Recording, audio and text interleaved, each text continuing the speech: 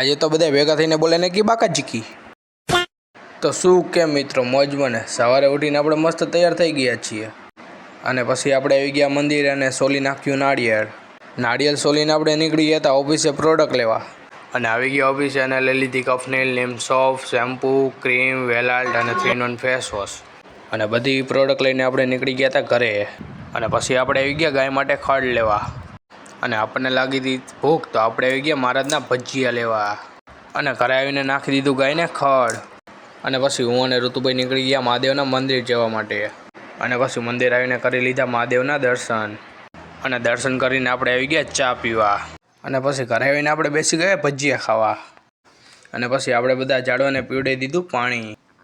અને પછી આપણે લઈ લીધું નાળિયેર અને તેનામાં 3 કાણા પાડીને પૂરી દીધું કીડિયારું. તો મિત્રો આપણે 3 નાળિયેરમાં આવી રીતે કાણા પાડીને તેની અંદર કીડિયારું પૂરી દીધું છે.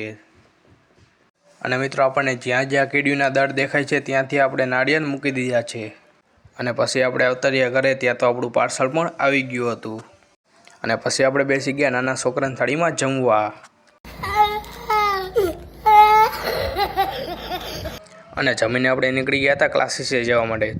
તો મિત્રો થોડાક દિવસથી વ્લોગ નહોતો મૂકી શક્યો, તો તેના માટે મને માફ કરજો.